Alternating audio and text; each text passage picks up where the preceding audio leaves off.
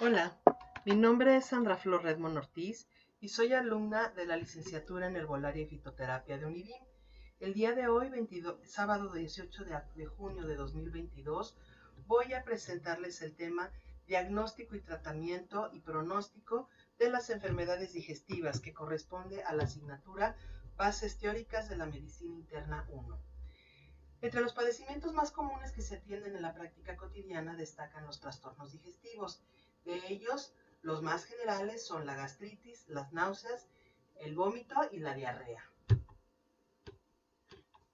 La gastritis es la inflamación de la mucosa del estómago debido a muchos factores que la agreden. Por ejemplo, el consumo de alimentos irritantes, de fármacos, el estrés, malos hábitos alimenticios, largos periodos de ayuno, entre otros. Puede presentarse mediante algún episodio de carácter agudo y hasta presentar hemorragia o ser crónica, debido a que el paciente lo padece desde hace largo tiempo. La gastritis se acompaña de dispepsia, es decir, dolor o malestar, náusea, vómito, que en ocasiones puede ser intermitente, sensación de ardor o quemazón e indigestión. La náusea consiste en una sensación de vómito inminente, mientras que el vómito o emesis es la expulsión forzada del contenido gástrico por la boca. En realidad se trata de un mecanismo de defensa del cuerpo ante la ingestión de alimentos o sustancias que pueden ser tóxicos y es controlado por el sistema nervioso que provoca contracciones que van desde el intestino hasta que concluyen en arrojar o expulsar el contenido gástrico por la boca. Las náuseas provocan que el paciente no tenga ganas de comer ni beber y si a eso se suma el vómito, puede presentarse deshidratación, que en los niños es una condición muy delicada y a la que debemos poner mucha atención. El vómito puede tener como etiología causas agudas, tales como la obstrucción gastrointestinal, procesos inflamatorios, trastornos neurológicos y fármacos, y crónicas como la obstrucción mecánica, enfermedad inflamatoria, metabólicas, endocrinas, enfermedades del sistema nervioso central, trastornos de la motilidad gastrointestinal, fármacos, toxinas, trastornos funcionales digestivos y psicológicos, el cáncer y sus tratamientos y trastornos de inmunidad. En el caso de la diarrea y de acuerdo a la Organización Mundial de la Salud, se le define como la deposición de 3 o más veces al día o con una frecuencia mayor que la normal para la persona de heces sueltas o líquidas. Puede ser agudo o crónica y puede presentarse con sangre, con grasa, puede ser pastosa, acuosa, tener moco, restos de alimentos, dienteria y con presencia de borborismos, meteorismo y flatulencia y en ocasiones de manera persistente. Los mecanismos que lo originan pueden ser de 4 tipos: osmóticos, secretores, exudativos y por alteración en la motilidad. Existe una clasificación que se le denomina de Bristol que presenta o que muestra visualmente la consistencia de las heces y que es útil para establecer condiciones de estreñimiento y diarrea. En las enfermedades digestivas, el interrogatorio orienta y diagnostica más de 80% de las patologías, las cuales se confirman o descartan acompañadas de un examen físico y de los exámenes complementarios. En esta gráfica estoy poniendo algunas de las recomendaciones más importantes respecto a la realización de una historia clínica y de la exploración física de algún paciente. En la historia clínica también es importante hacer énfasis en información que puede estar asociada a enfermedades digestivas relacionadas sobre todo sobre el alimento, los hábitos alimenticios, si hay dificultades para tragar, si hay problemas o sensaciones o dolores después de las comidas, si hay comidas que desencadenan algunos malestares, en fin, hay una serie de preguntas que pueden sernos muy útiles para orientar nuestro diagnóstico. Aquí les presento cuadrantes. Del lado derecho tenemos el hipocondrio derecho, el flanco derecho y la fosa ilíaca derecha. Del lado izquierdo tenemos el hipocondrio izquierdo, el flanco izquierdo y la fosa ilíaca izquierda. Y en la parte central está el epigastrio en la parte superior, el mesogastrio en la parte del medio y en la parte inferior el hipogastrio. Como señalé anteriormente, antes de proceder a la exploración física del paciente, se debe haber realizado previamente una anamnesis completa y muy detallada. A continuación se efectuará primero la auscultación, luego la palpación y por último la percusión. En este caso recomiendo que se haga en este orden porque es más fácil escuchar los sonidos naturales del abdomen, ya que en ocasiones al palpar primeramente puede moverse gas o estimular los movimientos intestinales, y por último concluir con la percusión, con la que se obtiene información adicional a fin de establecer con más certeza el diagnóstico. En el caso de afecciones gastrointestinales no se debe olvidar preguntarle al paciente sobre si comió o no comió, qué come normalmente, cuáles son sus hábitos alimenticios, a qué hora se alimenta, si come regularmente, si tiene estreñimiento o diarrea, cómo son sus heces, si tiene náusea o vómito o la ha tenido, tiene fiebre, algún sangrado, tiene melena con grasa, melena o sus heces son con grasa, es decir, atorrea, o si tiene restos de comida en sus heces o lienteria, y si tiene dolor y cómo es. Bueno, dependiendo de la sintomatología y de acuerdo a la clínica, primero se escucharán los sonidos intestinales. En este caso, bueno, se hace la revisión, se van escuchando los diferentes sonidos. Si hay algún gas, alguna flatulencia, algún sonido, se podrá escuchar el movimiento normal del intestino. En cuanto al abdomen, se inspecciona para detectar alguna anomalía y revisar su aspecto y lesiones. Vemos que no hay pues ninguna modificación en la zona abdominal, no hay ninguna alteración que pueda ser evidente, y se auscultan los nueve cuadrantes en busca de alguna masa, crecimiento, dolor, molestia o anormalidad. Antes de palparlo, se deben calentar las manos del médico para que no se sorprenda el paciente ni tenga una sensación desagradable, y se palpa en círculo y se estudian los planos superior, profundo e interno. Esto normalmente se hace en sentido de las manecillas del reloj. Después se realizará la palpación para evitar alterar la peristalsis. Se empieza desde abajo, luego hacia arriba y los laterales, siguiendo las manecillas del reloj. Hay que hacerlo primeramente con mucha suavidad, con mucho tacto y siguiendo el marco colónico.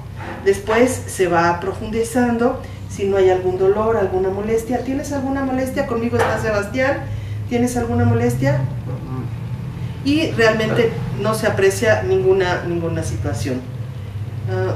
Hay que hacerlo después ya a nivel más profundo. Se va sintiendo, se puede hacer con las dos manos, con los índices o incluso a veces con el dorso de la mano para buscar alguna normalidad. Siempre con mucha suavidad, con mucha gentileza. Y así será muy fácil identificar si de repente vamos platicando con él, si tiene algún dolor, ¿no, verdad? ¿Alguna cosa? Ok, muy bien. Este paciente espero que esté muy sano. Por ejemplo, si hay dolor en el epigastrio y este corre hacia el hipocondrio derecho, podríamos pensar en una colelitiasis. Si el dolor se va hacia atrás y en la anamnesis el paciente declaró padecer de náusea y de vómito, podría ser sugerente de lodos biliares o piedras en la vesícula.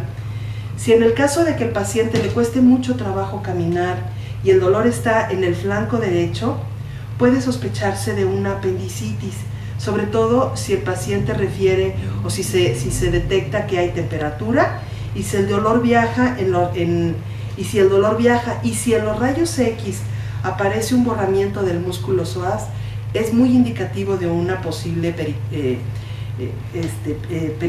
peritonitis o apendicitis, en este caso apendicitis. Cuando la molestia ocurre en el marco colónico, quizás se trata de colitis. Podemos ver el colon ascendente, el colon transverso y el colon descendente. Y si es en el colon descendente, además tiene evacuaciones con sangre, tal vez pudiéramos pensar en pólipos. Si es en los bordes, quizás se trate de una infección. Y en el caso de los niños es importante interrogar a los padres si existe diabetes mellitus, porque a veces se presenta junto con náusea y vómito. Y en caso de que el paciente de entrada se aprecie aséptico, se le aprecie en una mala condición y se sospecha de una posible complicación, es mejor no esperar y remitir al paciente directamente a la clínica o al hospital, porque puede enmascarar un diagnóstico si se usan analgésicos y hay que remitirlo al hospital. Finalmente se realiza la percusión para detectar timpanismo por gas en el colon. Esto se realiza con los 2 dedos, se va percutiendo y se va escuchando el sonido si hay algún timpanismo que determine la presencia de gas o de alguna posible inflamación. Bueno, hay además otras pruebas adicionales para la inspección del abdomen y para determinar algunas otras posibles anomalías. Con esta parte cierro este capítulo de la inspección física. Bien, bueno, una vez que hemos visto este video, voy a continuar haciendo unas precisiones sobre la inspección. Es importante observar la presencia de distensión abdominal, valorar la presencia de ascitis, de cicatrices y cirugías previas, alguna evisceración o traumatismo e ictericia. Como les decía, se practica de manera superficial y profunda, con suavidad y con las manos templadas, iniciando desde la zona más alejada del área dolorosa para evitar una contracción muscular voluntaria y espontánea del paciente. También se debe evaluar la tensión del abdomen y la presencia de masas. Además, existen algunas maniobras que permiten diagnosticar algunos padecimientos. Está la maniobra de Blomberg o signo del rebote, la contractura abdominal involuntaria, el signo de Murphy, el signo de Robson y el signo de McBurney. Y es importante también la palpación cuando se palpe una masa abdominal pulsátil dolorosa. Puede pensarse en un aneurisma de aorta abdominal, condición que es muy delicada y por la que hay que remitir al paciente de inmediato al hospital. En cuanto a la percusión, esta sirve para evaluar el tamaño y la densidad de los órganos del abdomen, así como para detectar la presencia de líquido, aire y masas llenas de líquido o sólidas. A veces puede ser dolorosa cuando hay abdomen agudo. Se percute de arriba hacia abajo en forma radiada, como lo muestra la imagen, desde el apéndice gifoides hasta el hipogastrio y luego hacia ambas fosas ilíacas. Y los sonidos que se pueden apreciar pueden ser timpánicos, puede ser hiperresonancia, una resonancia o el sonido mate o matidez. Y finalmente en la auscultación, pues se deben atender los ruidos intestinales y anotar su frecuencia y características. Pueden escucharse como chasquidos y borboteos que aparecen de forma irregular y pueden estar generalizados. Los borboteos prolongados e intensos se denominan borborigmos y se producen por un aumento de los ruidos intestinales, sobre todo en gastroenteritis, en las primeras fases de la obstrucción intestinal y en situaciones de hambre. El tintineo se escucha en presencia de líquido y aire a presión en el intestino, y esto ocurre en las primeras fases de la obstrucción. Y la peritonitis y el hilo paralítico, hay disminución de los ruidos intestinales. Cuando no hay ruido, junto a la presencia de dolor abdominal y rigidez, se asocia a una urgencia quirúrgica. Aquí están algunos tratamientos que yo propongo para la gastritis, para la náusea y el vómito. En todos los casos se prepara una infusión a la que se agregan de 6 a 10 gramos de la mezcla de estas plantas en 1 litro de agua y se beben 3 o 4 tazas al día. Para gastritis se usa mercadela, árnica, llantén y cuachalalate. Para náusea y vómito, menta piperita e hinojo, Phoenicum vulgare. Y para diarrea, una planta que se llama paraca y borraja y hoja de guayaba. Pues yo les agradezco que me hayan acompañado y solo para concluir, creo que para quienes se dedican al herbolario y la fitoterapia es muy importante y es muy valioso conocer la definición, los signos, los síntomas y cómo se realiza la historia clínica, el interrogatorio y el examen clínico de los pacientes, particularmente orientado a los problemas gastrointestinales para poderles establecer el mejor tratamiento para su atención. Yo les agradezco que me hayan acompañado hasta este momento y lo que ven a continuación pues es la bibliografía que empleé para este tema. Hasta pronto.